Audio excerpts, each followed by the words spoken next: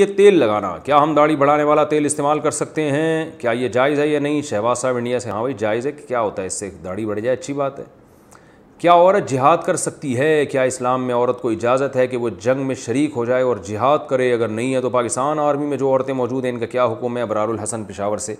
مجھے نہیں پتا پاکستان آرمی میں خواتین کیوں ہیں، کوئی وجہ ہوگی واللہ عالم. جب تک تحقیق نہ ہو کسی چیز کی ان کی کیا مجبوری ہے خواتین کو رکھنے کی، تو اس وقت تک تو وہی انہی سے پوچھا جائے، وہی بتائیں گے.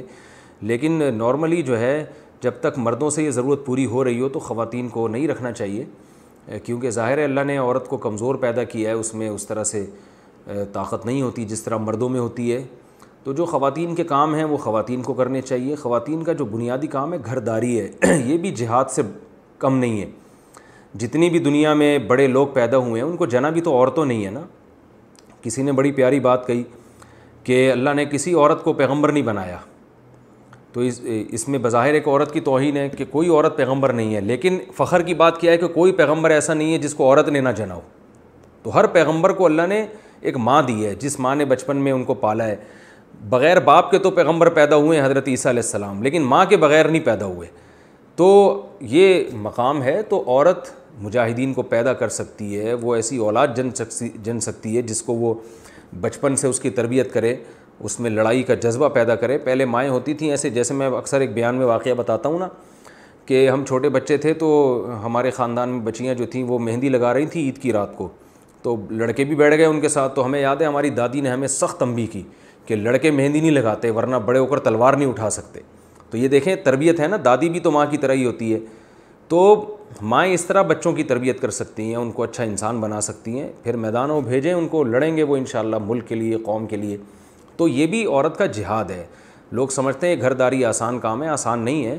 اولاد کو پیدا کرنا، ان کو پالنا اور شوہر کے ساتھ کاموں میں ہاتھ بٹانا یہ بہت بڑا جہاد ہے. اور یہ جو مثل مشہور ہے کہ ہر کامیاب مرد کے پیچھے ایک عورت کا ہاتھ ہوتا ہے، یہ بہت حد تک صحیح مسئلہ ہے. یہ واقعی ہاتھ ہوتا ہے. اگر گھر میں خواتین اس طرح سے گھرداری نہ سنبھالیں تو جو باہر کام کرنے والے مرد ہیں وہ دل جمی کے ساتھ کام نہیں کر سکتے. جتنے بڑے بڑے علماء دنیا میں جنہوں نے بڑے کام کیے ان کی گھر والے تھے جنہوں نے ان کو گھر کی طرف سے بے فکر کر دیا. تو اس طرح سے دونوں اس کے مل کر جو ہے نا زندگی کی گاڑی چلتی ہے. دونوں ہی گھر سے باہر چلے جائیں گے تو گھر تو رہے گا نہیں پھر. اور انسان کی نیچر ہے وہ گھر کے بغیر نہیں چل سکتا. باقی یہ کہ اسلام میں ایسی خواتین بھی گزری ہیں جنہوں نے گھوڑ سواری کی اور میدان جنگ میں بڑے کارنامے ان کے رہے ہیں. صحابیات میں بھی ایسی صحابیہ گزری ہیں جو بالکل مردوں کی طرح ڈھاٹا باندھ کے گئیں اور گھوڑے پہ سوار ہو کے بہت بہادری کے جوہر دکھائے. لوگ پہچان ہی نہیں سکے کہ یہ کوئی عورت ہیں. لیکن ایسے واقعات بہت کم ہیں اور ایک ضرورت کی بیس پر ایسا ہوا ہے. عمومی طور پر مسلمانوں میں مرد ہی میدان جنگ میں لڑتے رہے ہیں. اور آج بھی پوری دنیا میں آپ دیکھ لیں آرمی میں خواتین ہوتی تو ہیں لیکن ان کا ریشو پوری دنیا میں بہت کم ہے. اکثر 99.9% مرد ہی ہوتے ہیں، امریکہ میں بھی، فرانس میں بھی، ہر جگہ دنیا میں.